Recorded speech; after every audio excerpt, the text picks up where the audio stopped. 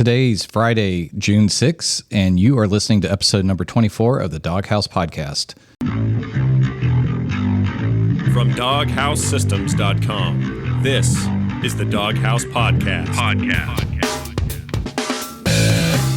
We'd like to welcome everybody back to the DogHouse, and we have a fun podcast up today. We have a guest that will be joining us a little bit later on to talk about Elden Ring Nightreign, and that'll be fun to kind of go through his take of the game because he's actually completed the game in its entirety, and he has definitely some good thoughts I'm sure that he'll be sharing with us. But that being said, why don't we just go ahead and hop right into Bark Bits? Okay, so back in November of 24, Blizzard announced that they would come out with Mists of Pandaria Classic. It's arriving July 21st, with a pre-patch arriving on the current Classic realms the 1st. The biggest thing that people are not very happy about is the gulp frog farming problem that a lot of people had. I guess they hyperspawned frogs in certain areas and would just collect all of the loot that came from the frogs. So Blizzard fixed that, so you couldn't just stand in one spot and beat up poor little frogs. Beat up. It was. They're not little. That is true. They were pretty big, and it was like in one area that when people found the exploit, they would get in groups of 5 and just go to town. Just spawn them. And it presented quite a few goodies that could help. And at that point, Blizzard realized it was kind of an exploit, something they needed to fix, and they fixed it. And like you said, people weren't too thrilled about that. Mists of Pandaria, that was a really unique game. They got a lot of the artists and the programmers and so forth. They went to China and they got a lot of inspiration back in the day of, from the Great Wall of China. Hence that's where the pandas came into, and that was like a new race that they brought into it. And I remember back in the day playing it with Matthew, and it was cool. It was tough being a World of Warcraft fan because you basically you were fighting these big dragons and this and that, and all of a sudden you have this. It was really beautiful, and the music and everything that went with it was something else. But it was such a departure from what Blizzard had done in the past. They got quite a bit of ridicule at the beginning, and I remember that people were just going panda, panda, panda. It was all about cartoony pandas, and once I think people got past that and realized that the content was actually pretty incredible, then I would have to say of all the different expansions, this is one that really aged well. So I think with this coming back, I think there's going to be some excitement from folks on the classic side. In fact, I kind of look forward to hopping back in because it's been a long time since playing that. Can you play as the pandas? Oh, yeah. Okay. Yeah. You could be a monk. Interesting. Panda monk, and so you essentially could get started right in a new area and start leveling up the panda. So that was the big introduction. Hence, also that was a lot of the people at the beginning saying this is too childish looking, and this and that, rather than kind of going in maybe more open minded, saying this is actually potentially pretty cool, and people got over their opinions after a while, I guess, and I think a lot of people truly did enjoy that expansion. Yeah. So if you want to play the classic version, it'll come out July 21st. In other news, AI takes kind of a hit. Not really kind of takes a hit. Really takes a hit in the UK. I guess about a week ago, the House of Lords in the UK's Parliament said no to the United Kingdom's government to allow tech companies to use copyrighted material to train AI models. So anything from artists, from musicians, from writers, anything that has a copyright to it with all, like all rights reserved, that kind of stuff. The government would have allowed these AI companies to use that stuff that most people wouldn't want AI using to train their AIs. So it was rejected from their data use and access bill Monday of last week. So now it'll return to their House of Commons in their parliament to see where it could go from there, but it's very unclear because this is the 4th time the House of Lords has said no, which is really interesting. Yeah. But a really, really good outcome for a lot of people who are not very pleased with how AIs are trained right now. I know in a earlier episode we talked about how Meta trained theirs with an entire academic library. I could be wrong. Lorenzo's nodding his head yes. So someone please fact check me. And a lot of people were really mad about that. But the bill would allow developers to have access unless the individual owners opted out. But maybe I doubt that that would be something stopping them. So it's a good day for everyone but AI developers. So Volvo has started using, I don't know if they're using yet, but maladaptive seatbelts to auto adjust based on body type, height, weight, and real-time traffic conditions. That'd be scary if it had a bug in the software. We need to update this. Particularly in the event of a collision. Sure. So it would, I guess it could help with absorption of the impact.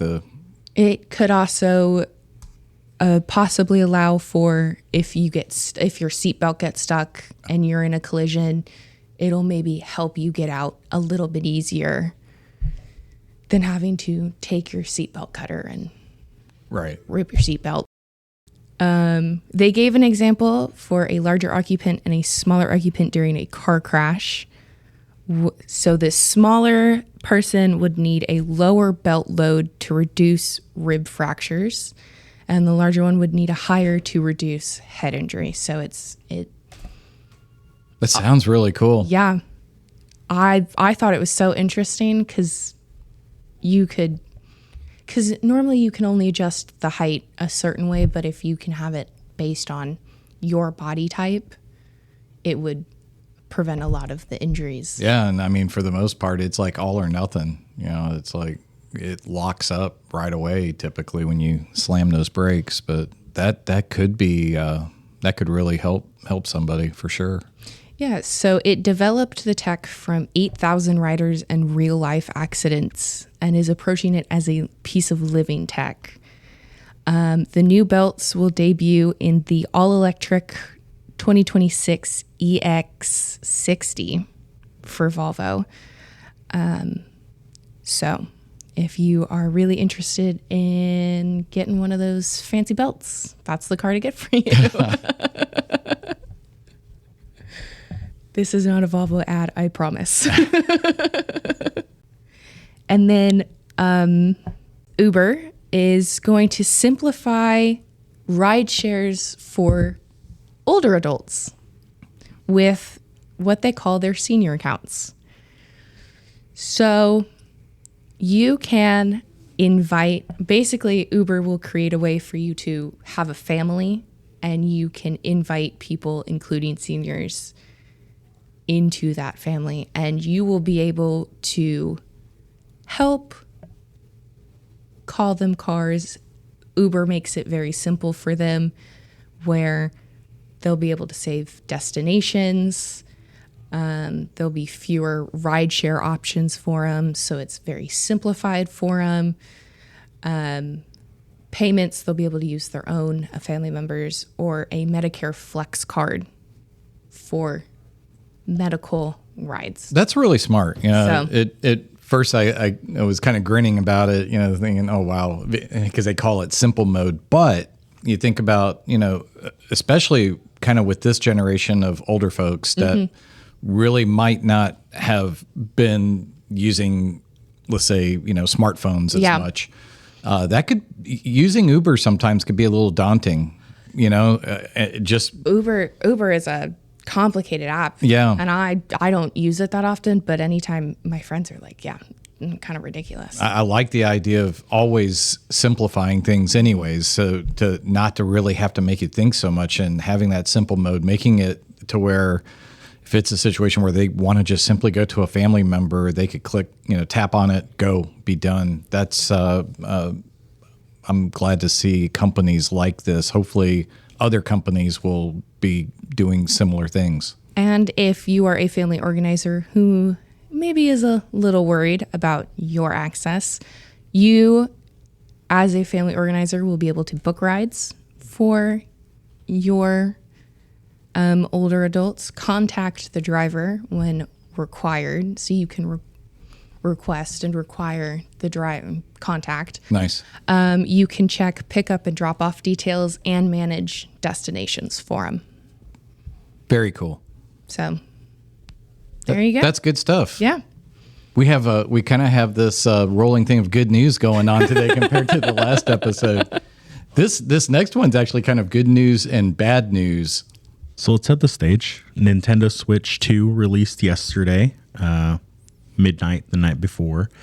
So you're standing in line, you wait up till midnight, you get your Switch 2, you get it home, you realize the receipt is stapled to the box, you think that's fine, open it up, 2 puncture holes right in your screen.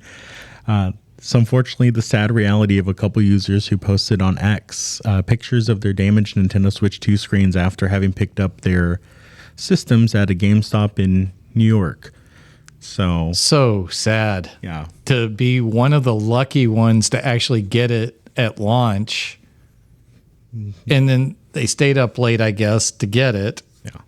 And then you have those 2 vampire puncture holes.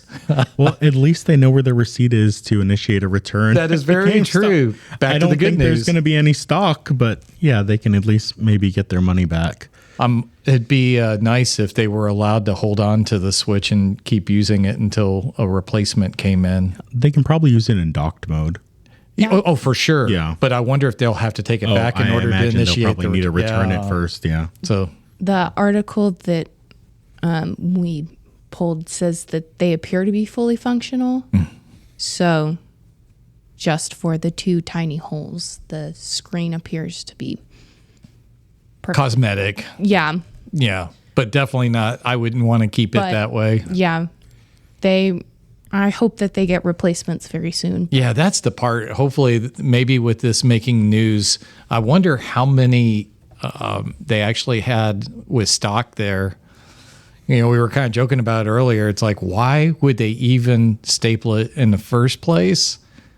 And I mean, I could only think that maybe they ran out of tape, didn't have tape. Hey, this will work. But also you could fold the receipt and tuck it into the box. There's so many different ways. Much better ways that the receipt could have gone on the box instead of stapling it. The old coulda, woulda, shoulda. Yeah. Well, it is what it is. Yeah. So in other news, if you have an Asus router, go update your firmware. Something most users probably never think about. Routers, modems, even the one that you get from your ISP, do have firmware updates. So Asus has responded to concerns of over 9,000 and counting routers compromised by a botnet, kind of hilariously named Asus. It's spelled not how you think. No, AYYSSHUS, I believe. USH. USH. Yes. There you go. I believe. Yeah. So have it supplied firmware updates for quite a number of routers. Their older routers are not getting firmware updates if they're already out of support. Probably time to replace those. If your router's more than a few years old, check for a firmware update. If no more updates have been published in the past couple years, might be time to replace that as well, even if it's not an Asus router, just to make sure it's up to date for security patches. In other news, Texas will soon be the 9th state to pass a popular right to repair bill. So this will be great. So it'll encourage or require, depending on enforcement, manufacturers and vendors to provide spare parts, repair manuals, and not lock out third-party repair shops and individuals from working on these systems. So that would be pretty great. That would be. But it doesn't extend to just computers, the right to repair. Yeah. Right. In Colorado, out of the 7 states currently, Washington State's going to become the 8th, and then Texas the 9th. Currently, New York, Colorado, Minnesota, Oregon, California, Maine, and Massachusetts have these. Colorado's the only state where you can go to a third party for farm equipment, which is really funny because you don't do a lot of farming in Colorado. That is very true. I Yeah, you would think. I could be wrong. Farmers in Colorado could tell me I'm wrong, but That wouldn't be your first thought. You'd be kind of thinking Midwest, yeah. plains. Yeah, that kind of disappointing.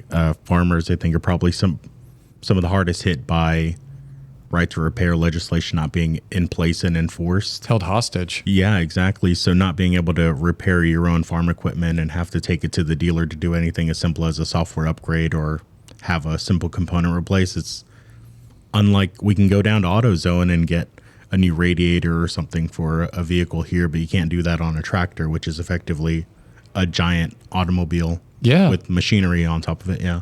So But out of the 7 states, Maine and Massachusetts, you cannot go get your personal electronics. You would have to go to. You can't go to a third party. They only do car data. Wow. well, Yeah. So you'd have to go out of state.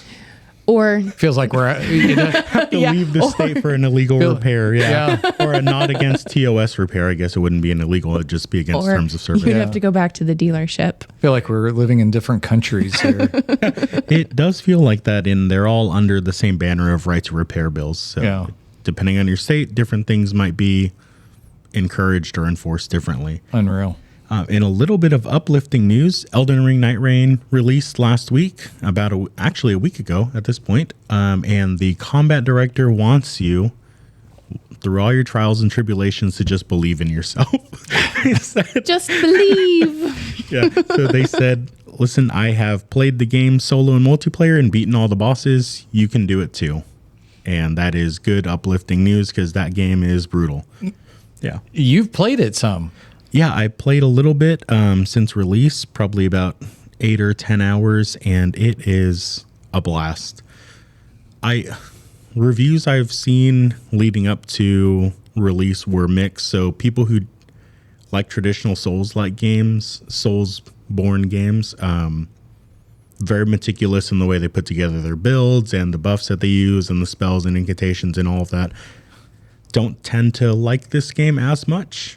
If that's their one main bread and butter, they might not like it because you don't get that level of going to get the exact item you want, building out your build exactly the way you want, basically to a T. You have to just kind of run and grab what you can. But people like roguelikes are going to love this game because you can get a great item or you can get absolutely nothing, or you can run out of time or be chased away by the fire. It's fantastic. So it's kind of like if you're playing Elden Ring and if anyone's played Hades. Very similar, where run variance is pretty high. Yeah. That's a pretty cool take on it. And this evening, I'm actually going to have an opportunity to sit down with Spencer. And Spencer has helped us on some years back when he was up in Boston. He helped us do some live streaming, some gaming reviews, and he has actually completed the game, Nightreign, which is nuts because it's only been out for a couple of weeks, but he went super hardcore in it with his friends. And I believe is it 8 bosses? Sounds right. Yeah, he was able to defeat them all. So he agreed to spend some time, and we'll do a little interview with him, and we'll get that added to the podcast. There was another article about Nightreign that said that From Software overlooked 2-player co-op Oh, when building the game. That's right. So From my understanding, it's 1 in 3 players. You either have no friends or you have exactly 2 friends, according to FromSoft, and now you can have just 1 friend. Yeah. This comes at a later date, as they just somehow it just whizzed by them. So, Oh, I still believe in him, and they will get that fixed for 2-player. just believe. Yeah, I think it was a situation with Spencer, and that'll get clarified when I get a chance to talk with him this evening. But he had a friend and that played with him, and in turn, they had basically a pickup of another person. I think you've done that as well, right? Yeah, so if you have fewer than 3 people and you play the multiplayer version, so even if you join multiplayer on your own, it'll assign 2 random individuals. Actual other players will be matched up with you so you can play, but there's no voice chat in the game. So if you're not in the same Discord channel or talking to them in another way, it's just pinging items on the map and using gestures in game. Yeah. Did you say, I'm sorry. No, go ahead. Did you say that was kind of an oversight that the developers acknowledged? No, the communication, I could take it or leave it. I mean, you're moving so quickly that there's not much time to communicate other than verbally, but that's fine. The oversight now has been patched is if you're playing solo and single player, there's no one to revive you. So that's right. After at launch, when you played solo, you wouldn't get any revivals when you're doing the major boss battles. Now you get 1 free revive per boss battle, I guess, to make up for the difficulty difference between the 2. The funny thing is, that was going to be my question, is if I played this solo. Oh, it is ridiculously tough solo. I would not. It really drives up your blood pressure.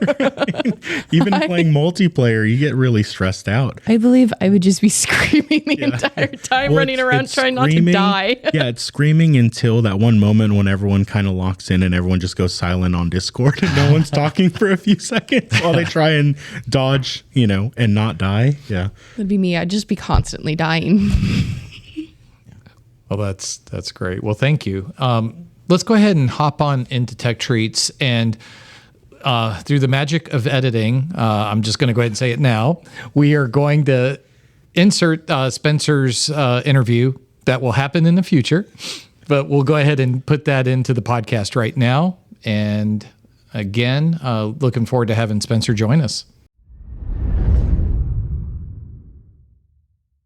All right, so we have Spencer joining us, and a little background once again. Spencer has done a good bit of work for us. It's been some time ago now, but back when you were up in Boston, you graciously did some fun things for us. You did some streaming, a good number of games. We talked about it the other day. You played, trying to think now, World of Warcraft. Yeah, I got into Warcraft Classic around when that came out.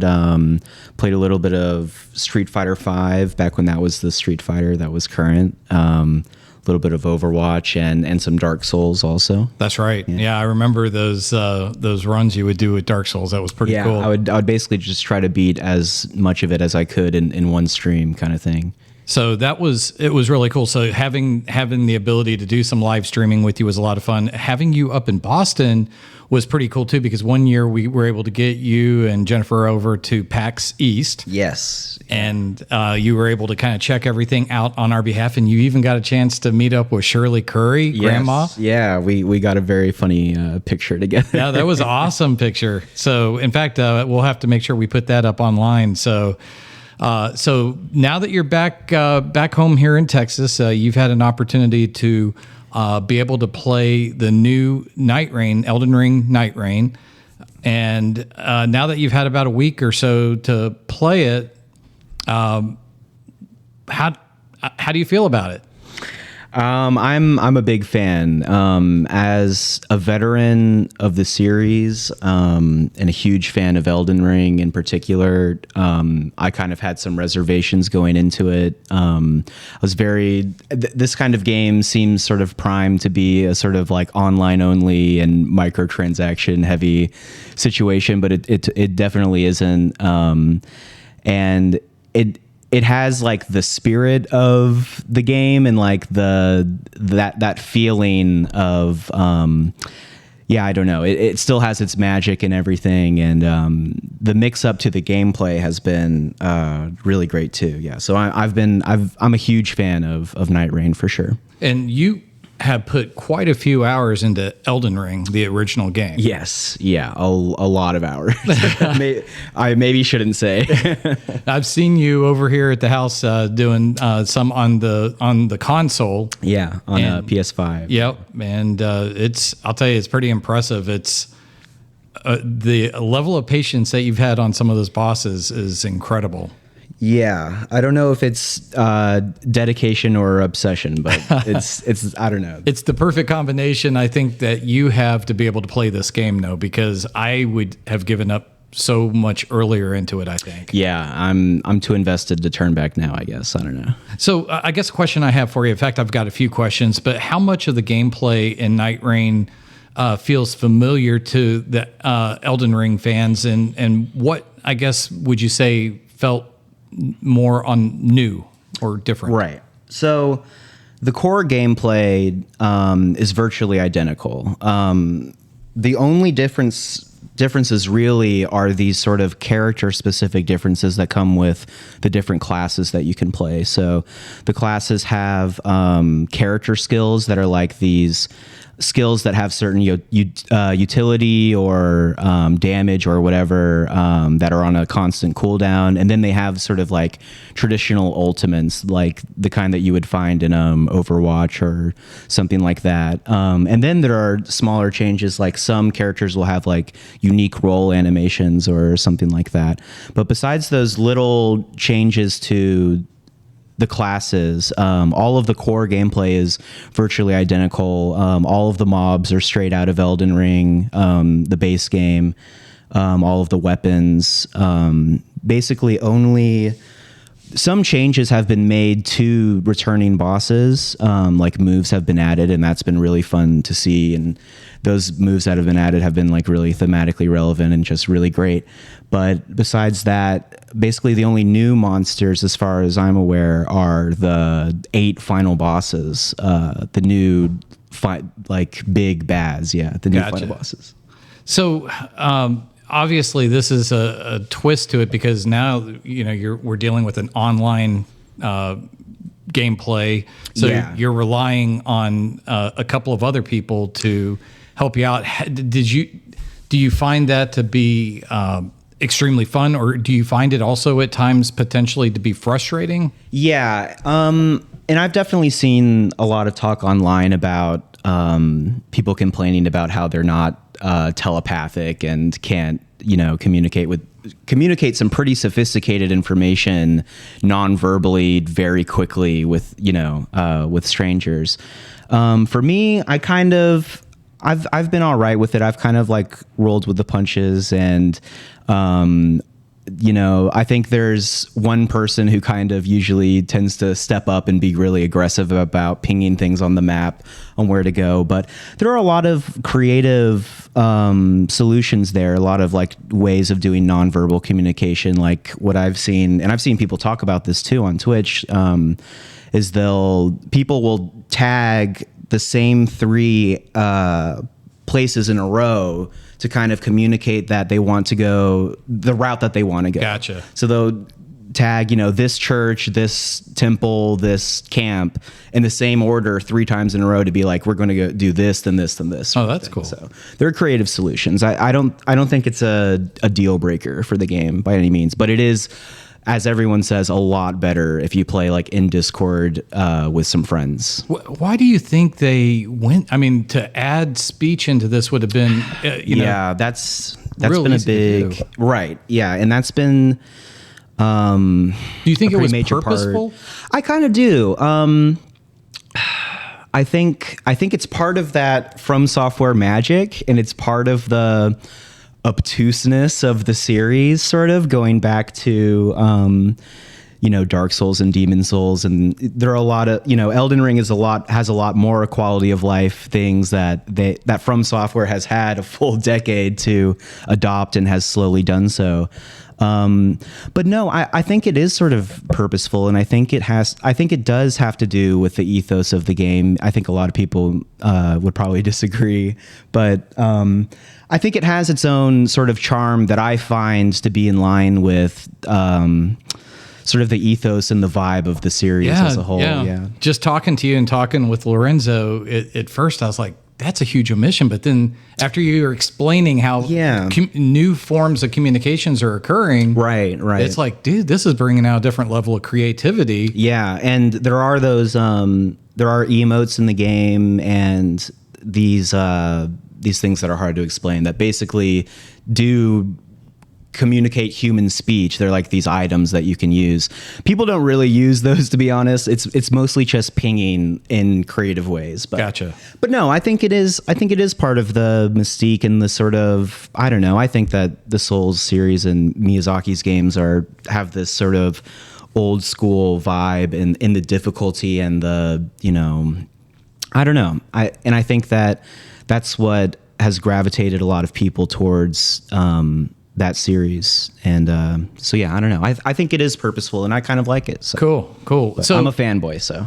Well, but you know what? I feel like at the same time, if they would have really missed it, I think you would have been very vocal along with many other people. So, and I can also add that this actually was a function I remember back in Dark Souls 3, which came out in, I believe, 2014 or 15. So people are really, I get the frustration with not wanting to add it. It is something that they have technically done before, and this game does really hinge on it. But yeah, I don't know. I don't know if they'll add it. They have been open to feedback with duos, and they have announced that. Although the other big thing that people are, and that seems to be the theme with most of the criticism, is that it's sort of quality of life things outside of the game like that. So duos not being a thing, no voice chat. And then the other thing is cross-platform. There's no cross-platform for Nightreign, which I don't believe they are going to fix either. But so in regards to I guess on the creative side of things, the environment, this isn't as quite as open world. This is more, you're kind of on rails. And if I am remembering correctly, the other day you were kind of explaining you're kind of, these are kind of like 45-minute increments that you're going in. Well, yeah, they're 45-minute expeditions is the word that the game uses, but games are like matches, individual, working with the same character sort of thing. I believe that there are, I don't actually know how long it is. It's either 15 or 20 minutes are the first 2 days or segments. And so basically while the sun is out during those 15 minutes or so, you're running around the world, which is pretty open, but you want to do things that are right next to each other and limit how much just running around the map you're doing for efficiency's sake. So, and that way it is pretty on the rails and pretty determined by where you spawn, or it can be. And so you run around and you're getting all these things. And when the time is up, when the sort of Fortnite-esque storm closes, when it shrinks to the size of just a boss arena, you then fight a nightly final boss.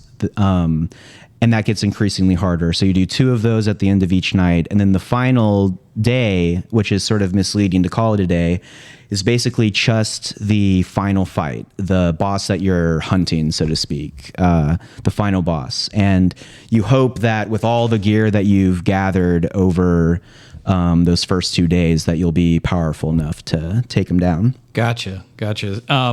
What did you think of the level design and as far as how the enemy placement and everything worked? Do you feel like it was on the same quality level as the original game? It's hard to say because of the nature of what kind of game Nightreign is, that it's this sort of repeatable roguelike sort of thing. You're not going to be able to meticulously place all the bosses and stuff Sure. like that. And then you also want to have a good amount of like variance between runs. Birdie. But in terms of the map design, I think it holds up. I think it serves the purpose of the game. It is a great setting for the roguelike, if that makes sense. And for the folks that might be hearing a dog in the background, we are recording this segment at my house, and Birdie's deciding that she wants to be on the podcast with us. Well, this really sounds like a really cool game. The feedback I'm getting from you, from Lorenzo, and also Robert. I wish we could have had Robert on the podcast because he's actually defeated 2 bosses, and he's really enjoying it. When I tried telling him today, I said, well, I've beaten 8. He looked at me and said, no way. I said, no, but I know somebody who has. That's true. He's really enjoying the game himself. So let me ask you this, and would you recommend Nightreign to people who've never played Elden Ring, or do you think it's going to be best for hardcore fans? I think it definitely leans towards hardcore fans. I would struggle to recommend this to anyone who is completely new to the series, just because this game really does not have a lot of hand-holding and kind of assumes that you know a lot of different things, a lot of the core gameplay and mechanics of Elden Ring. And so you don't necessarily have to play Elden Ring specifically. I would say I would be able to recommend it to anyone that has a good amount of time or is just familiar with From Software game-like combat. So if you have an okay amount of time in like something like Dark Souls or Bloodborne or whatever it is, it doesn't necessarily have to be Elden Ring. But just that learning curve, I think Nightreign, especially with how challenging the final bosses are, I think would be a lot for someone who's completely new. Okay, and actually I've got one last question for you. So, this game not being so open world per se, it seems like, it's a little bit more on rails like we talked about. And now that you've pretty much defeated everything, is this a game now that you're going to put up? Or do you find yourself being in a position where you're like, no, I feel like the replay value is going to be so great that I want to get back in and play again? Yeah. For me personally, I mean, I find it to be highly replayable. I don't see myself putting it up anytime soon. But I'm sort of kind of guy who's always in the middle of some new playthrough of Dark Souls or of Elden Ring or something. And I think that Nightreign sort of is capable of filling like a sort of bite-sized experience of building a new build in sort of like an hour or less kind of thing. But no, I think it's especially replayable because there's so much to master in terms of the nuances of all of the specific characters, not just all of the content and sort of specific niche things that can happen, like these variations to the map. Like one time, like there will just spawn like a giant frost mountain on one run, and another run there will be like a giant rotted forest, and these take up like a quarter of the map, and stuff like that really spices things up. And learning all the different characters and how they can all work together too, I think makes it insanely replayable. And then plus you've got just the fact that it's a sort of roguelike where every run is unique. Very cool. So it's not like any two games are ever going to be alike. Yeah, never. I mean, generally speaking, you'll go for the same types of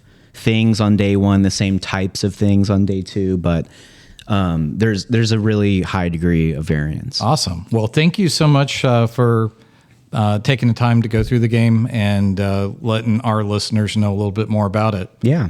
And I'm excited sometime in the future when some new awesome game comes out, having you go through it and having you back on the show in the future. Definitely. Hopefully it's Elden Ring too. There you go. Awesome. Well, thanks a lot. All right. Well, again, appreciate Spencer joining us and all that great information that he was able to share. And I'm excited for whenever another cool game does come out and he has an opportunity to play it. Hopefully we can get him back on our show in the future. So that being said, let's go ahead and get more into some of the cool tech treat games that you'd like to share with us, Abby. Yeah. So the fantasy game for this week is Rift. Dive into a world of epic adventure. Create your perfect hero thanks to a uniquely customizable class system. Collect, craft, and customize your gear. Go it alone or group up to challenge dungeons, raids, dynamic open world content, or your fellow players. It's free to play on Steam and rated T for teen. And that was a pretty interesting game that came out in 2011, and we had a guest that had a Rift podcast join us on the DogHouse podcast, and it made for a really fun episode of kind of going digging a little deeper into the game. And in fact, I think I've got a collector's edition version of that game as well that I believe we will be teaming up with Scott and be giving it away sometime in the not too distant future with his retro gaming podcast. I went and clicked on the Steam website. They have Corgi Month happening on Rift right now. Oh, you can herd sheep and defend them while being a corgi. So you as a character are a corgi in this game. That's a cute looking corgi. It is happening. It ends June 10th at 12 a.m. So if you would like to go play as a corgi, I was like, what is this? It looks cool. Corgi Month. Corgi Month. That's cool that people are still playing it. I was kind of surprised when you added those to the show notes. I was like, wow, I didn't realize it was still, they had the servers up and running. Yeah, it was a pretty cool game. We enjoyed playing it. Some people said that if you liked World of Warcraft, this would be a good game for you. Yeah, for sure. And our casual game for the week is Disney Dreamlight Valley. Explore a world filled with the magic of Disney as you discover rich stories and build the perfect neighborhood alongside Disney and Pixar heroes and villains in this new life sim adventure game. Welcome to Disney Dreamlight Valley. So if you like Disney and you like The Sims or other, you can build your own home. If you like Animal Crossing, sort of similar to that too. This is the game for you. My wife played a little bit of it. She liked it. And I don't think there's a subscription for this game. So you buy the base game, and I believe there are microtransactions as well to buy in-game currency and items. Okay. Can I play as Forky from Toy Story? I think you can maybe play alongside Forky, create your own character. Ah, okay. Yeah. Yeah, I don't know if Forky's in the game. Maybe. I'm trying to look at the... Oh, no, that's fine. I haven't seen Forky in the game, but I don't know, how far progression-wise. I know we've made Wally's in the game.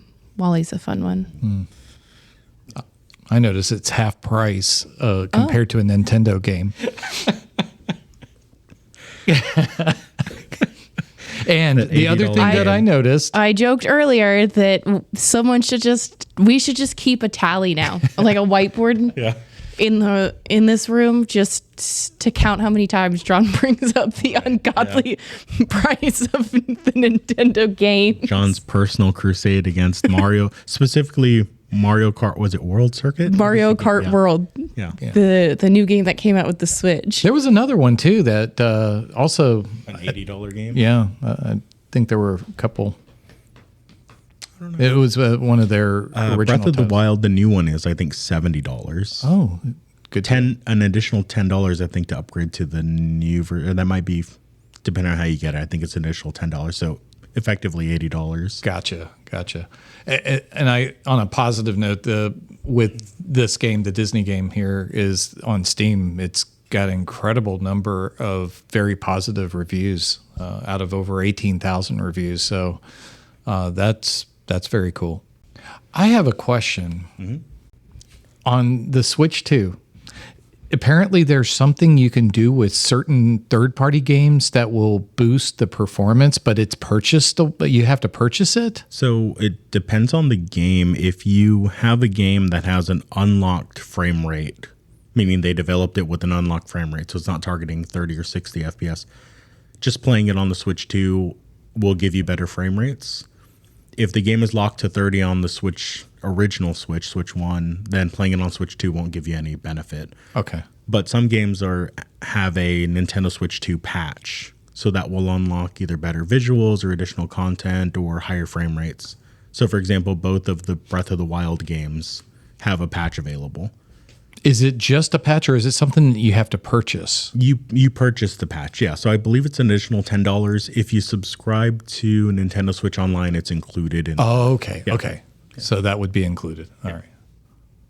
That's a little better deal. Feels a little unfair, though. I totally agree. Like, if you want additional content, you have to pay. Well, it's not even so much additional content. It's the fact that you're getting optimized, improved performance. Whereas you normally buy a computer, a newer computer that has a better video card, and it just automatically comes with it. Well, this is like higher resolution textures for the game. So it's not Something just like that. frame rate boost. Yeah. So if the game doesn't have a capped frame rate, you get the frame rate boost for free. Oh, okay. But Breath of the Wild caps at 30 frames a second. Gotcha. So I guess, I don't know if they've just turned off the limiter or if they've changed the engine, but it should have higher quality textures as well. Okay, and then I get that. So there was actual work that went into improvement then. Okay. Yeah. Versus just unlocking a frame rate cap. I was like, come on. Hopefully it's not just a frame rate cap unlock. Yeah, but they claim higher resolution textures and better visuals as well. Okay. So we've got a couple of Epic Games, free games of the week, right? Yeah. Yeah, so this week, Epic Games is offering Deathloop, a next-gen first-person shooter from Arcane Lion, the award-winning studio behind Dishonored. In Deathloop, two rival assassins are trapped in a mysterious time loop on the island of Black Reef, doomed to repeat the same day for eternity. It is rated 17 plus for mature content. So it's like a sad version of Groundhog Day. I guess. A very sad version. The other game they're offering this week is Ugu and the Secret Forest. Explore the wonderful world with baby Ugu. Ogu and the Secret Forest is a 2D adventure game with hand-drawn characters and various types of puzzles. Befriend bouncy characters and defeat strange creatures to unravel the mystery of the charming world. Nice. I actually picked this one up. I'm very excited to play. It looks like a very cute game. We'll get back with you in the future and get your thoughts on it. Perfect. I may check it out as well. Yeah. Let's go ahead and get into Pack Talk at this point. So we've got a question that it's a good one, and it's kind of open-ended from the standpoint for folks that are listening that might be DIYers building their own systems, or possibly somebody that would be buying a pre-built. But let me go ahead and read the question for Lorenzo, which is, what's the one mistake people make most often when building or upgrading a gaming PC, and how do you avoid it? Yeah, great question. So two different parts of this. So if you're building a PC or speccing one out, whether it's on our website or just a PC part picker to build yourself, overspending on the CPU and underspending on the GPU when your only intention with the system is to game is a mistake I see people make pretty frequently. If you have been in the PC building scene for a long time and you follow Paul's Hardware back in the days when he was on Newegg TV on YouTube, he has a very famous and I think probably regretted quote where he said you should spend as much on your CPU as your GPU, and that is absolutely not the case anymore. That didn't age too well. No, it did not. It's like when we told everyone you don't need to worry about updating your BIOS unless something is wrong. Yeah, so things in technology change. So your GPU, if all you're doing is gaming, GPU is far more important than your CPU to a point. So don't go grab a Celeron or a super low end, dual core CPU and then pair it with a 5080 or a 5090. So Core Ultra Series 2, 5. So Core Ultra 5 great place to start for gaming if you want to pair that with like a 5070 or 5070 Ti or comparable graphics card. If you're going to be doing more than just gaming with your system, definitely step up to the Core Ultra 7, Core Ultra 9, or even the Ryzen 7 that we now have available as well. And just keeping that balance between not spending too much on your CPU and then underspending on your GPU, and then looking at your system memory. So 16 gigs is a good place to start. 8 gigs if you absolutely need to, move down on the budget there. 32 gigs is going to set you up better for the future, especially with more and more games adding more and more RAM requirements and VRAM requirements as well. When upgrading a PC, on the flip side of that, if you have a system using a older generation, we have a few customers who have reached out to us who have a 3770K or a 4770K and want to upgrade to 50 series. It may work, it may physically install, it may boot up, but they are leaving, not to call those customers out, but anyone on that similar platform with PCI Express 2 or PCI Express 3, leaving a ton of performance on the table without upgrading the entire platform. Yeah. So just upgrading to something a little more recent would, with the same video card, give them higher frame rates, just because the CPU can't keep up and the platform's not able to supply as much bandwidth to that card as it needs. Yeah, like you're saying, with depending on the age, there are certain things that could become inherent bottlenecks. Yeah. And you kind of have to look at the big picture of everything. So that's a very good point. Yeah. Well, good deal. Well, thank you so much. And folks, if you have any questions that you'd like to ask us that pertain to your computer or a future one that you're thinking of either purchasing or building, don't hesitate to reach out to us. I think we're about wrapped up for this episode. And Ooh, I got some news. Oh, go ahead. The 5090s have finally made it to DogHouse. Thank you. Finally. No problem. That was excruciatingly long wait for those cards. So you'll find them on both the Intel and AMD versions of the Armor TL for you. So if you would like to pick one up, yep, they're available. Limited quantities. That's the only thing. It's I don't have a whole lot to say other than there's been some frustration, but good news is we've got them. Mm-hmm. Also, the good news, I suppose you could say too, is pretty much all across the board, we've got pretty much all the video cards in-house now, both on the desktop and also on the laptop line, our Mobius series. Mm-hmm. Oh, also the 5090s are also available on our Flying Reg that we have in collaboration with Flying Magazine. So if you have been waiting for that one, have been waiting for the 5090 for flight sims, go check out our system. Thank you. Not a problem. You bringing that up. So if you could also let our listeners know the various ways that they could get a hold of us. Of course. You can email us at podcast@doghousesystems.com. You can leave us a voicemail at 972-810-4347, or you can DM us on social media, Instagram, Facebook, X, and Threads at Doghouse Systems. Awesome. Well, I'm so glad it's Friday. So glad we're almost through the week. Hope our listeners have a wonderful upcoming weekend, and hope you guys have a great weekend as well. I get to go dress shopping. Oh, yeah? Yeah. My best friend's getting married. Ah, very so cool. We're going dress shopping. Very excited. My wife is in California right now. Our daughter and son-in-law made the move cross country, and they are so enjoying the weather. I'm so jealous. It's so nice out there. It's like the next 7 days, or like the next 5 days, high of 75. What? Yep. They just leave the door open. The dogs go out in the back and relax out there. I was like, what about mosquitoes? They said, we haven't seen any. I'm like, what? I was like, that is nuts. And I think in about 6 days or so, they'll have highs of about 65. It'll cool down a little bit. But that's the dream. That's going to be real similar to our weather. Hardly.